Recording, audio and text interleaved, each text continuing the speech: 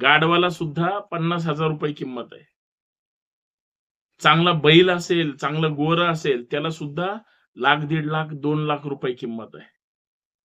ते तर मुके प्राणी आहेत बिचारे. तुम्ही तर चालते बोलते माणसं आहे. तुमची किंमत 500 ते 2,500 रुपये. मी तर नालायक आहेच. पण माझ्या घरात सुद्धा अजून 5 नालायक राहतात. आमचे 5 आणि मी असे 6 लोकांचे तुम्ही काय 2,000-2,500 ने किंवा 5,000 ने जे काही पैसे द्यायचे ते द्या आम्हाला आणि आम्ही तुम्हाला मतदान करतो. कारण तुम्हीच उद्याची लोकशाही ठरवणार आहे. मजबूत ठेवायची का लुळी पांगळी करून टाकायची? अरे संविधान बदलणार आहेत ही लोकं. उद्या तुमचे नियम जरी बदलले ना, जगणं मुश्किल होईल. आज तुमचं सगळीकडे शोषण होतंय. तुमची किंमत किती ठरवताय? 500, 1000, 2,500 का 5,000?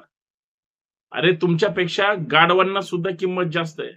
तुमच्यापेक्षा मुक्या जनावरांना सुद्धा किंमत सत्ताधाऱ्यांकडे प्रचंड पैसा आहे. म्हणून जिथं-जिथं सत्ताधाऱ्यांचे उमेदवार आहेत, तिथं पैशाचा महापूर सुरू आहे.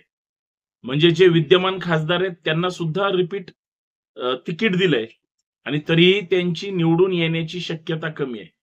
अरे भिकाऱ्यांनो, तुमचा पक्ष, तुमचा नेता जर विश्वगुरू असेल, फार महान नेता असेल, तर मग त्याच्याकडे बघून लोक का मतदान करत नाहीत? लोक का चिडून आहेत सत्ताधारी पक्षावर आणि महामहिम नेत्यावर? कारण तुमच्यावर लोकांचा विश्वास नाही.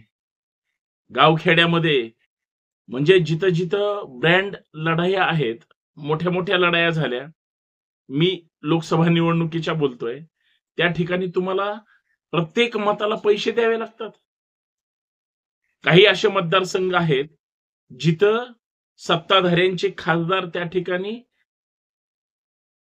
पहिले निवडून आलेले होते आणि आता त्यांना परत तिकीट दिलंय आणि काही ठिकाणी बहीण भावाच्या विरोधात त्या ठिकाणी जी काही लढाई सुरू आहे, त्या ठिकाणी सुद्धा पैशाचा महापूर आलाय. मला कीव येते अशा लोकांची. अरे तुमची किंमत किती ठरवताय? 500, 1000, 2,500 का 5,000? अरे तुमच्यापेक्षा गाढवांना सुद्धा किंमत जास्त आहे. तुमच्यापेक्षा मुक्या जनावरांना सुद्धा किंमत जास्त आहे आणि तुम्हाला मात्र 500, 1000, 2,000 रुपये तुमची मताची किंमत करून टाकली. तुम्ही जागे कधी होणार आहे? मान्य असेल किंवा तुम्ही गरीब असाल, सर्वसामान्य असाल, तुम्हाला 8 दिवसाचा फक्त किराणा येईल त्यांच्या त्या पैशामध्ये. 5 वर्ष काय करणार आहात? आणि माझं स्पष्ट महाराष्ट्रातील आणि देशातील सगळ्या पैसे घेऊन मतदान करणाऱ्या सगळ्या मतदारांना माझी विनंती आहे. अरे ते गद्दार, ते बंडखोर यांच्यापेक्षा तुम्ही काय वेगळे? तुम्ही लोकशाहीची जी मजबूत वीट आहे ती अजून मजबूत करायची आहे. ते सोडून तुम्ही मतं विकताय, याच्यापेक्षा दुसरं दुर्दैवी काहीच गोष्ट असू शकत नाही. आणि मतं विकणं म्हणजे तुमचं स्वतःचा स्वाभिमान विकण्यासारखं आहे. अरे तुम्ही मत दान करताय. तुमचं पवित्र मत देऊन तुम्ही या देशाची लोकशाही बळकट करताय. आणि तुम्ही स्पष्ट पैसे घेऊन त्या लोकांना मतदान करताय, ज्यांनी तुमची 10 वर्षात वाट लावली. ग्रामीण भागामध्ये पैशाचा महापूर त्या ठिकाणी आलेला आहे. बऱ्याच ठिकाणी बऱ्याच लोकांना पैसे वाटायला लावले. काही लोकांशी बोलत असताना लोक म्हणाली, कमीत कमी एका गावाला 10-10, 20-20 लाख रुपये दिले गेले. 200 कोटीचं बजेट फक्त एक लोकसभा मतदारसंघासाठी आहे. इतका पैसा आणला कुठून? कष्टाचा घाम गाळून पैसा गोळा केला का? का हा सगळा पैसा तुम्ही ज्या पद्धतीनं दुसरीकडून मिळवलाय, ते आता हिथं घालून परत 5 वर्षात 100 पट करणार तुम्ही? निवडणुका प्रतिष्ठेच्या केल्या, निवडणुका प्रतिष्ठेच्या झाल्या, परंतु कुटुंबातले वाद सुद्धा रस्त्यावर आणले आणि जे वाद नव्हते ते सुद्धा आता वादातीत झाले. ही गोष्ट काय विसरता येणार नाही. म्हणजे मला आश्चर्य याचं वाटलं, ज्या स्वराज्याच्या भूमीमध्ये, ज्या महाराष्ट्राच्या भूमीमध्ये, या क्रांतिकारी चळवळीतल्या लोकांच्या भूमीमध्ये, क्रांतीच्या भूमीमध्ये लोक पैसे घेऊन मतदान करत असतील.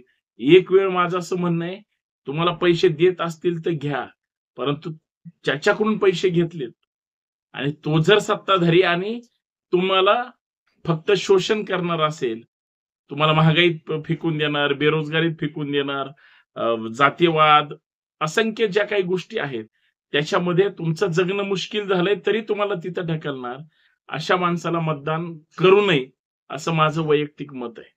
परंतु आम्हीच आमच्या मताची किंमत ठरवली. आम्ही आमच्या घरातल्या सदस्यांची यादी देतो.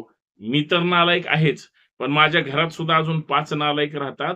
आमचे 5 आणि मी असे 6 लोकांचे तुम्ही काय 2-2.5 हजाराने किंवा 5,000ने जे काही पैसे द्यायचे ते द्या आम्हाला आणि आम्ही तुम्हाला मतदान करतो. असं म्हणणारी खरं तर वैचारिकदृष्ट्या दळभद्री माणसं हे लोकशाही मजबूत करू शकत नाहीत.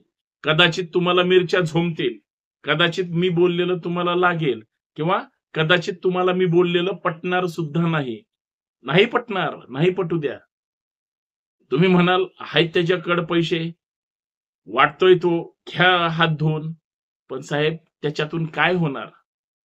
मला सांगा तुमच्या मुलाबाळांच्या आयुष्यभराचं सुख त्या 2-2.5 हजार रुपयामध्ये आहे का?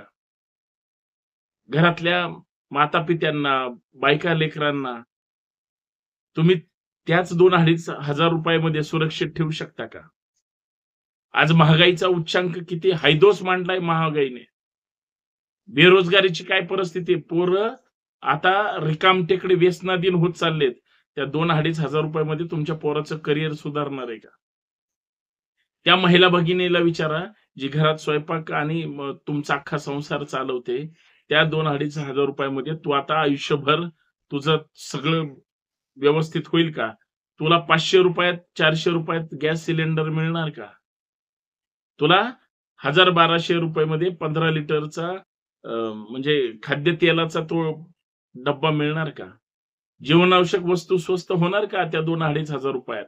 पैसे घेऊन मतदान करून तुम्ही तुमचं इमान विकताय. म्हणून मी सांगतोय तुम्हाला की महाराष्ट्रामध्ये किंवा देशामध्ये कुठेही जा, गाढवाला सुद्धा 50,000 रुपये किंमत आहे.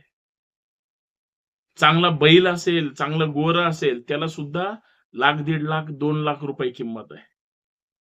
ते तर मुके प्राणी बिचारे. तुम्ही तर चालते बोलते माणसं आहे. तुमची किंमत 500 ते 2,500 रुपये. ही तुमची पात्रता आणि तुमचं इमान विकणार या राजकीय पक्षाच्या सध्याच्या रणधुमाळीमध्ये. अरे देशाची लोकशाही वाचवायची का नाही? देशाचं संविधान वाचवायचंय का नाही? देशाला तुम्हाला बळकट करायचंय की नाही? देशाला जातीवाद्यांच्या टोळीतून मुक्त करायचंय की नाही? देशाला एक सार्वभौम सर्वसामान्यांचं राष्ट्र करायचं की नाही? बोटावर मोजणाऱ्या त्या भांडवलदारांच्या घशातून आपल्याला भारताला काढायचं की नाही? काय चाललंय? आम्ही या सगळ्यांकडे लक्ष देणार आहोत की नाही? का आम्ही फक्त सगळं उद्ध्वस्त होत असताना पाहत बसणार आहे? मी कुठल्या पक्षाबद्दल आणि नेत्याबद्दल टीका करत नाही. तुम्ही मतदार, मी तुमच्याबद्दल बोलतोय. कारण तुम्हीच उद्याची लोकशाही ठरवणार आहे. मजबूत ठेवायची का लुळी पांगळी करून टाकायची? अरे संविधान बदलणार आहेत ही लोक. उद्या तुमचे नियम जरी बदलले ना, जगणं मुश्किल होईल. आज तुमचं सगळीकडे शोषण होतंय, तरीही तुम्हाला या सगळ्या गोष्टीची जाणीव होत नाही. म्हणून या भाषेत बोलावं लागतं. मत विकू नका राव. तुम्ही तुमचं मत विकताय, कुटुंबाला सुद्धा त्याच्यामध्ये गुरफटवून टाकताय. काय तुम्हाला मिळणार आहे मत विकून? मत विकण्यापेक्षा उमेदवाराला हाकला. जर उमेदवार बाजारू असेल आणि पैसे घेऊन तो बसलेला असेल, तर त्याला सांगा तुझी अवकात फक्त हीच आहे, लोकशाही विकत घेण्याची. आमचं लोकशाहीसाठी लढा सुरू आहे. आमचा संवैधानिक राष्ट्रासाठी लढा सुरू आहे. जरा त्यांची कान उघडणी करा जमलं तर. फक्त विकू नका आणि समाजाला विकू नका. स्वतःही विकू नका आणि समाजाचं पण वाईट करू नका. एवढीच अपेक्षा आहे. धन्यवाद. पण सगळ्यांनी मतदान करा.